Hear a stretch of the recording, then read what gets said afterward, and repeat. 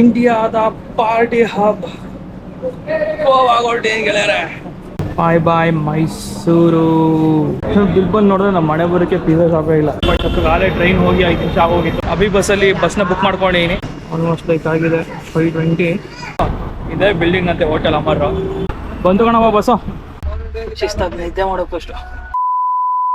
ಬೆಳಿಗ್ಗೆ 6 ಗಂಟೆಗೆ ಮಡ್ಗಾವ್ ತಲುಪ್ತೀವಿ. ಟ್ರೈನಲ್ಲಿ ಆಗಿದ್ರೆ 3 o'clock ರೀಚ್ ಆಗ್ತಿದೆ. ಈಗ ಒಂದು 3 hours ಇಲ್ಲ ಆಗಿದೆ. It's okay. ಆ್ಯಕ್ಚುಲಿ ಇದು 2 ಸೀಟರ್ ಇದೆ. ಇಬ್ಬರು ಕೂತ್ಕೊಳ್ಳೋದು. ಯಾರು ಪಕ್ಕದಿಂದ ಇರೋದ್ರಿಂದ ಫುಲ್ ಒಳ್ಳೆ ಕಿಂಗ್ ಸೈಜ್ ಬೆಡ್ ಥರ ಫೀಲ್ ಬರ್ತದೆ ನನಗೆ. ಮುಂದೆ ಯಾರೂ ಹತ್ತಲ್ಲ. ಒಮ್ಮೆ ಬೆಳಿಗ್ಗೆ ತನಕ ಮಲ್ಕೊಂಡು ಚಿಲ್ ಮಾಡ್ಕೊಂಡು ಹೋಗ್ತೀನಿ ಅಂತ.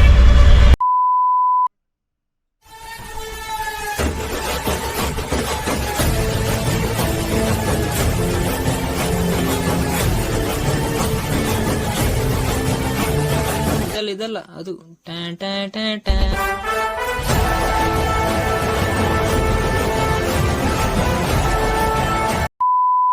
ಅಪ್ಪ ಗುರು ಫೈನಲಿ ಸೈಡ್ಗೆ ಆಗ್ತಾನೆ ಊಟಕ್ಕೆ. 10 ಕಾಲು ಟೈಮು. 9:30ಇಂದ 9 ಗಂಟೆಗೆ ಹಸ್ಕೊಂಡು ಕೂತಿದ್ದೀನಿ. ಏನು ಬೇಕು ಕನ್ನಡದಲ್ಲಿ ಬೇರೆ ಕೇಳೋಕ್ಕಾಗಲ್ಲ, ಹಿಂದಿಲಿ ಬೇರೆ ಮಾತಾಡೋದು ಗೊತ್ತಿರೋದ. 3 ಮತ್ತೊಂದು 2 ಹಿಂದಿಲಿ ಪರ್ಮುಟೇಷನ್ ಕಾಂಬಿನೇಷನ್ ಮಾಡ್ಬಿಟ್ಟು ಮಾತಾಡ್ಬಿಟ್ಟು ಅರ್ಥ ಮಾಡಿಸ್ಬೇಕು ಇವ್ರಿಗೆ. ಆರಾಮ ವೆಜ್ ಅಂತ ಯಾಕೆ ಗುರು ಟ್ರಿಪ್ ಹೋಯ್ತಾ ಇಲ್ಲಿ ವೆಜ್ಜಿಗೆಲ್ಲ ಕರ್ಕೊಬೋದು. ಯಾಕೆ ಗುರು ಅನ್ನೋದು ಪವಿತ್ರತೆ ಹಾಳು ಮಾಡ್ತಾರೆ ಜನ.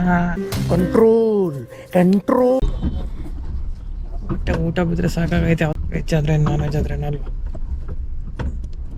ಬನ್ನಿ ಫ್ರೆಂಡ್ಸ್ ಊಟ ಮಾಡೋಣ. ಗೋವಾ ಟ್ರಿಪ್ಪಿಗೆ ಬಂದು ಯಾವ ಬಡ್ಡಿ ಮಗ ಆದರೂ ವೆಜ್ ಊಟ ತಿಂದರೂ ಇತಿಹಾಸ ಇದೆಯಾ?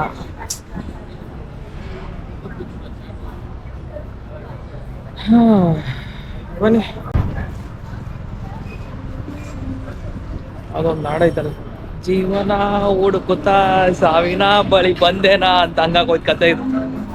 ವೆಜ್ ಊಟ ತಿನ್ಬೇಕಲ್ಲಪ್ಪ ಅಂತ ಅನ್ಕೊಂಡೆ ಒಲ್ಲದ ಮನಸ್ಸಿನಲ್ಲೇ ನಾನು ಹೋಟೆಲ್ ಒಳಗಡೆ ಎಂಟ್ರಿ ಆದೆ. ಆದರೆ ಒಂದ್ಸತಿ ಆರ್ಡರ್ ಮಾಡಿದ ಊಟ ತಟ್ಟೆಗೆ ಬಂದು ಬಿತ್ತು ನೋಡಿ, ಅದರ ಸುವಾಸನೆ ನನ್ನ ಮೂಗಿಗೆ ಬಡಿತಿದ್ದಂಗೆ ನಾನು ತೇಲಾಡೋಕೆ ಶುರು ಮಾಡಿದೆ. ಒಂದ್ಸತಿ ಊಟನ ಬಾಯಿಗೆ ಇಟ್ಟೆ ನೋಡಿ, ಆಗ ನನಗೆ ಗೊತ್ತಾಗಿದ್ದೇನು ಅಂತ ಅಂದರೆ ಬರೀ ಸುವಾಸನೆ ಮಾತ್ರ ಅಲ್ಲ, ಅದ್ರ ಸ್ವಾದನೂ ಕೂಡ ಅಷ್ಟೇ ಅದ್ಭುತವಾಗಿದೆ ಅಂತ. ವೆಜ್ ಊಟ ಅದ್ಭುತವಾದ ಊಟ ಅಂತ ಆಗಿದೆ. ಸಮಯ ಆಲ್ರೆಡಿ ತುಂಬಾ ಹೋಗಿದೆ. ಬೆಳಿಗ್ಗೆ ತುಂಬಾ ಓಡಾಡಿದ್ವಿ. ಬಾಡಿ ರೆಸ್ಟ್ ಕೇಳ್ತಾ ಇದೆ. ಮತ್ತೆ ಬೆಳಿಗ್ಗೆ ಸಿಗ್ತೀವಿ ನಿಮ್ಗೆ ಗೋವಾದಲ್ಲಿ. ಅಲ್ಲಿ ತನಕ ಬಾಯ್. ದಿ ನೆಕ್ಸ್ಟ್ ಡೇ ಹತ್ರ ಕಾರವಾರ 5 ಗಂಟೆ ಆಗಿದೆ. 5 ಗಂಟೆ 5:30. ಎಲ್ಲೊಂದು ಕಡೆ ವಾಶ್ರೂಮ್ ಬ್ರೇಕ್ ಅಂತ ಕೊಟ್ಟಿದ್ರು. ಇನ್ನೊಂದು ಸಮಾಧಾನಕರ ವಿಷಯ ಏನು ಅಂತ ಅಂದರೆ, ನನಗೇನು ಟ್ರೈನ್ ಮಿಸ್ ಆಗಿತ್ತಲ್ಲ, ಆ ಟ್ರೈನ್ ಕೂಡ ಇನ್ನೂ ಡಿಲೇ ಇದೆ. ಕ್ಯಾಸಲ್ ರಾಕಿಗೆ ಇನ್ನೂ ರೀಚ್ ಆಗಿಲ್ಲ ಬಸ್. ಅದು ಟ್ರೈನ್ ಅದು ಅದನ್ನು 8 o'clock ರೀಚಿಂಗ್ ಟೈಮ್ ತೋರಿಸ್ತದೆ ಪಣಜಿಗೆ. ನೋಡುವ, ನಾವು ಬೇಗ ಹೋಗ್ತೀವಿ, ಆ ಟ್ರೈನ್ ಬೇಗ ಹೋಗುತ್ತೆ ಪಣಜಿಗೆ ಅಂತ.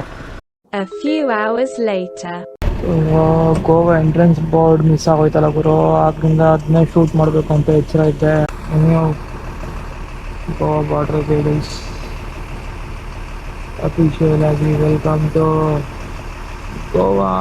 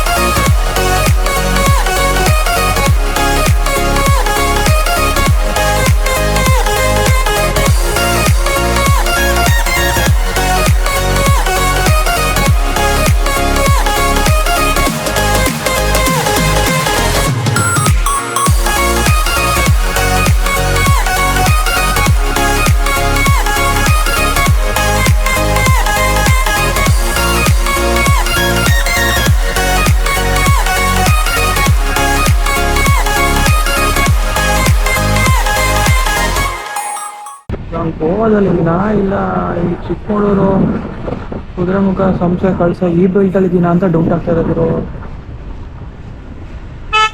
ಸಕ್ಕತ್ತಾಗಿದೆ ನೀವು.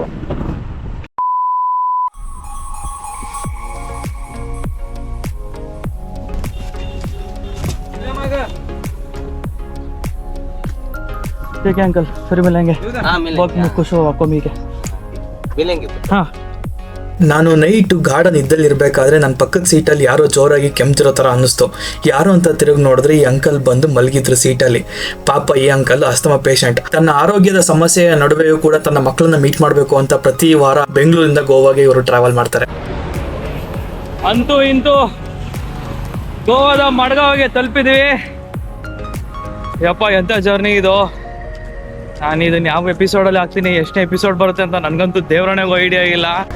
ಈಗ ನೆಕ್ಸ್ಟ್ ಕೆಲಸ ಏನು ಅಂತ ಅಂದರೆ, ಈಗ ಹೋಗಿ 2 ವೀಲರ್ನ ರೆಂಟ್ ತೊಗೊಂಡು ಇಲ್ಲಿಂದ ಸ್ಟಾರ್ಟ್ ಮಾಡೋಣ ಅಂದ್ಕೊಂಡಿದ್ದೀನಿ. ಬಿಕಾಸ್ ನನಗೆ 12 o'clockಗೆ ಚೆಕ್-ಇನ್ ಇರೋದು. ಈಗ ಟೈಮ್ ಬಂದ್ಬಿಟ್ಟು 8 o'clock ಹತ್ತಿರ 7:30 ಅನಿಸುತ್ತೆ. ಸೊ ಇನ್ನೂ ಸುಮಾರು ಟೈಮ್ ಇದೆ. ಸೊ ಆರಾಮ್ಸೆ ರೋಮ್ ಮಾಡ್ಕೊಂಡು ಆಮೇಲಿಂದ ಡಾರ್ಮೆಟ್ರಿಗೆ ಹೋಗಿ ಸ್ಟೇ ಮಾಡೋ ಪ್ಲ್ಯಾನ್ ಮಾಡ್ಕೊತಾ ಇದ್ದೀನಿ. ಸೊ ನೋಡುವ ಇಲ್ಲಿಂದ ಎಲ್ಲಿಗೆ ಹೋಗ್ಬೋದು ಏನಂತ ಲೋಕಲೈಟ್ಸ್ಗಳಿಗೆ ಕೇಳ್ಕೊಂಡು ವಿಲ್ ಟ್ರಾವೆಲ್.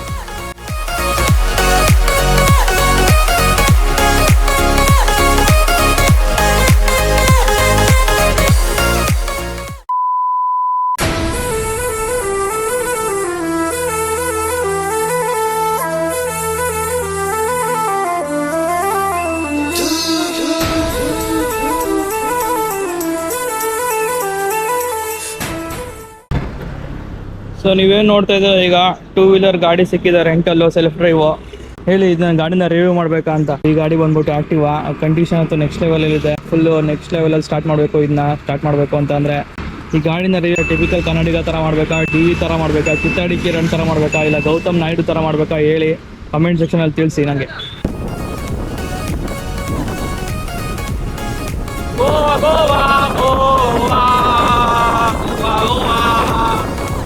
ಗಾಡಿ ರಿವ್ಯೂನ ಕಿತ್ತಾಡಿ ಕಿರಣ್ ಥರನೋ, ಟಿಪಿಕಲ್ ಕನ್ನಡಿಗ ಥರನೋ, ಟಿ ವಿ ಥರನೋ, ಗೌತಮ್ ನಾಯ್ಡು ಥರನೋ ನಮ್ಮ ಕೈಲಿ ಮಾಡೋಕ್ಕಾಗಲ್ಲ. ಅವರೆಲ್ಲ ನಮಗೆ ಏನಿದ್ರು ಗಗನ ಕುಸುಮ ಇದ್ದಂಗೆ. ಅವ್ರ ಲೆವೆಲ್ಗೆ ನಾವು ಯಾವುದೇ ಕಾರಣಕ್ಕೂ ಹೋಗೋಕ್ಕಾಗಲ್ಲ. ನಮ್ಗೆ ಹೆಂಗೆ ಬರುತ್ತೆ ಹಂಗೆ ಹೇಳೋಣ. ನೀವು ನೋಡ್ಬೋದಿಲ್ಲಿ 2 ಮಿರರ್ಗಳು ನೆಕ್ಸ್ಟ್ ಲೆವೆಲಲ್ಲಿ ಇದ್ದಾವೆ, ಎಲ್ಲ ಬೆಂಡಾಗಿ ಹೋಗಿದ್ದಾವೆ. ಎಲ್ಲ ಅದು ಯಾರನ್ನು ಫೋಕಸ್ ಮಾಡ್ತಿದ್ದೋ ಗೊತ್ತಾಗ್ತಾಯಿಲ್ಲ. ಹಾರನ್ ಬರ್ತಾ ಇಲ್ಲ. ಏನೋ ಗಾಡಿ ಅಂತ ಎಕ್ಸೈಟ್ರ್ ಕೊಟ್ಟರೆ ಮುಂದಕ್ಕೆ ಹೋಗ್ತಾ ಇದೆ ಅಷ್ಟೇ. ಓಡಿಸ್ಕೊಂಡು ಹೋಗೋಣ ಬನ್ನಿ. ಪಣಜಿ ಕಡೆಗೆ ಹೋಗ್ತಾ ಇದ್ದೀವಿ. ಆನ್ ದ ವೇ ರೋಡಲ್ಲಿ ನಮ್ಗೆ ಏನೇನು ಕಾದಿದೆ ಅಡ್ವೆಂಚರ್ ನೋಡೋಣ. A few moments later.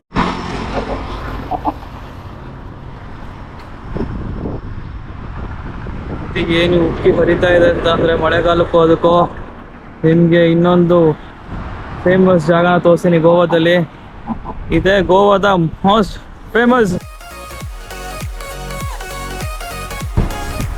ಸಾಕಾಗಿದೆ ನೋಡಿ. ನಾನು ಗಾಡಿ ರೆಂಟಲ್ ಬೈಕ್ ಮತ್ತು ಇಲ್ಲಿ ಬ್ರಿಡ್ಜು ಪಕ್ಕದಲ್ಲಿ ತುಂಬ ಇರ್ತಕ್ಕಂಥ ಈ ನದಿ. ಯಪ್ಪ ಅದ್ಭುತ, ಅತ್ಯದ್ಭುತ.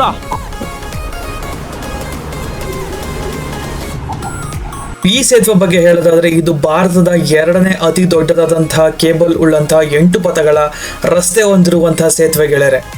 ಹಾಗೂ ಈ ಸೇತುವೆನ ಮನೋಹರ್ ಸೇತುವೆ ಅಂತಾನೂ ಕರೀತಾರೆ, ಅಂದ್ರೆ ಮನೋಹರ್ ಸೇತು. ಗೋವಾದ ನಾರ್ತ್ ಹಾಗೂ ಸೌತ್ ಭಾಗಗಳನ್ನ ಕನೆಕ್ಟ್ ಮಾಡೋದ್ರಲ್ಲಿ ಈ ಸೇತುವೆ ಅತಿ ಮುಖ್ಯವಾದಂಥ ಪಾತ್ರನ ವಹಿಸುತ್ತೆ ಗೆಳೆಯರೆ.